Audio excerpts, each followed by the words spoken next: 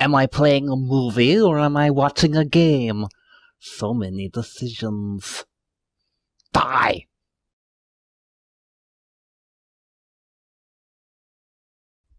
Greetings, world of the internet. I am the Great Master Squeak, and welcome to Squirrel Talk at the Movies.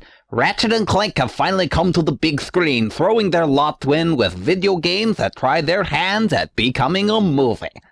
Yes, I am a fan of the games, and have sunk a decent amount of time into the world of Ratchet and Clank.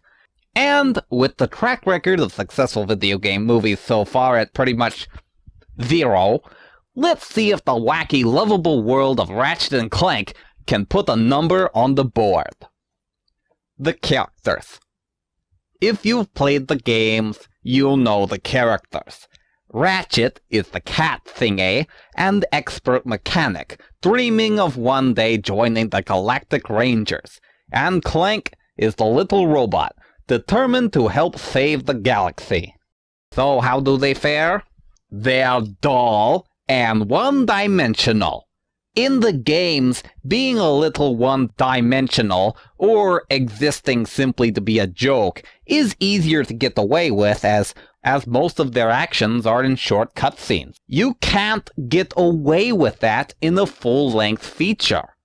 The simplicity of the characters gets old very fast, and any character that wasn't in a game that I recognized are easily forgotten. And for a movie called Ratchet and Clank, this duo hardly has any dialogue with each other. Clank feels kind of brushed to the side in favor of Ratchet, and has very little dialogue despite being the more interesting of the pair.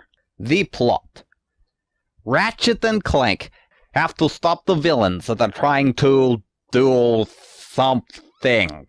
The plot pretty much does whatever it wants, without any real thought, method, consistency. It consists of several scenes that have no bearing on the plot, that aren't funny or interesting. It started mediocre at best, a few chuckles and taking a few jabs at other games as the games always did, which is commendable, but then it started going far downhill. Things have a tendency to just sort of happen, like they decide to listen to the plans of their nerd girl for no other reason than her subplot needed to be wrapped up, and Ratchet gives up being a ranger because he got caught infiltrating the ship. The plot is a mess, hard to follow, leaving us several times asking, wait, why are you here? Or what is going on? Design. It looks very much like a Ratchet and Clank game. The colors, the design, all match that of their games.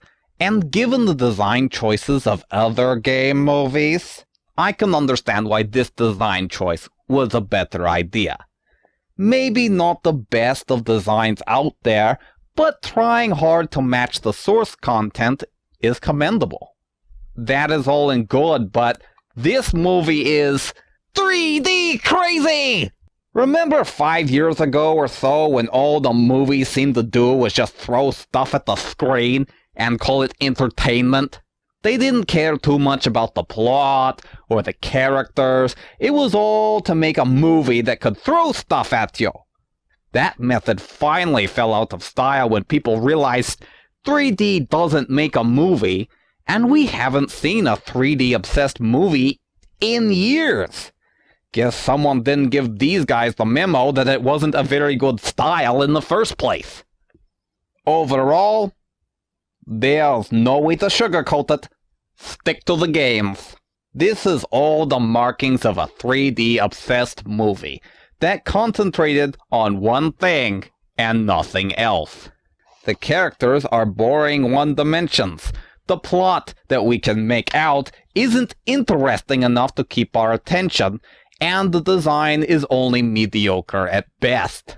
I still love the games, and despite my high hopes, this movie should be skipped. And now, a moment with previews. Losing interest? Die already! Go away and die! Wow! What do you say to this? This preview was way better than the entire movie I just sat through. It's made with great stop animation, monsters, magic, mystery, and as an old-fashioned adventure style. This looks amazing. Set your dates for this one. It screams amazing. I am the Great Matthew Squeak, and this is Squirrel Talk at the Movies. I thank my loyal subjects for watching. You are now free to like and subscribe under your own free will, and if you are feeling especially generous, you may donate to my Patreon.